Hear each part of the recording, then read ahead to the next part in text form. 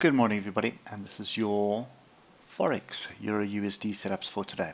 So, as expected, we were down at a very strong weekly level, as we spoke about earlier in the week. And if you look at it like that, we basically tagged it and then started moving back to the upside. So, this is a really strong. Sorry, let's just stay there in the weekly. This is a really strong zone of support, and you've got a really strong zone of resistance higher up here at 110,432. I think you can probably just round it off to 110, and this is 107.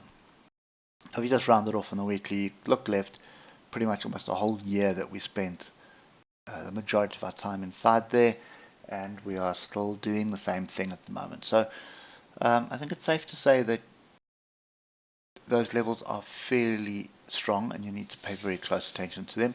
Now, we've broken through a little bit of structure here on the 8th hour, and that little bit of structure was at 108,370, and I just want to put this pin bar in because it is going to be important somewhere along the time.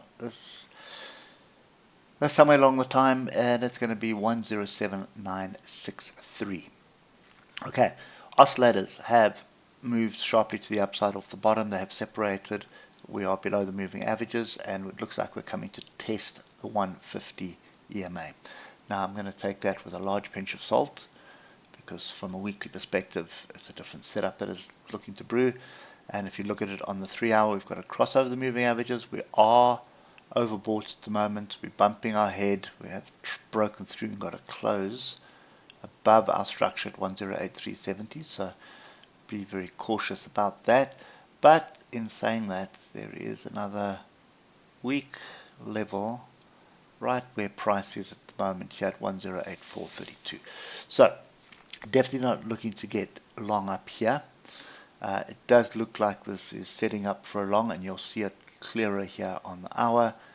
And lo and behold, we were above the moving averages, and we had a gap up straight into resistance. So what we're looking for is a pullback onto structure. Now, where is that structure? There are multiple levels here. I'm going to put 3 in for us. That looks like what it is. Bear in mind you've got a gap, so that can be a magnet. So 107,963 can be a gap. Be a magnet, and then the gap close here is at 107,893. So that's another area that you should be paying very close attention to. You see there's a lot of structure here as well. So that's first step is looking for 107,858. I doubt so sure it's going to happen. This would definitely be an ambush level, 106,963. So often price comes down and then shoots off that area as it stops out the people chasing the gap. And then 108,100. And then this zone for me is probably the most important, 108,200, 108,209, 108,238. So looking for price to come back into this area and then bounce off that for a move to the upside. We are bumping ahead in strong overhead resistance, so I wouldn't read too much into it. A bit of diversions on the 15-minute as well. It is possible that we break through, very possible that we break through. So if it does break through, you're looking for a price to move up, come back and test 108,432 or alternatively 108,370 for your opportunity to get long. So that's kind of my view. I think you should be looking for longs. You're looking for longs now for the next couple of days. Moving up towards 1010 or 110, so not 1010, but along the way, every one of these tails is going to offer resistance. So be very careful about just assuming it's going to shoot through those levels. Okay, so that's kind of my view for today. Wait for the pullback. You're looking for a long.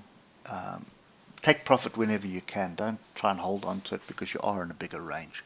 So if you hold on, you've got the probability of being stopped out, or the probability of holding onto something because you don't have a stop loss in, and putting yourself under unnecessary stress.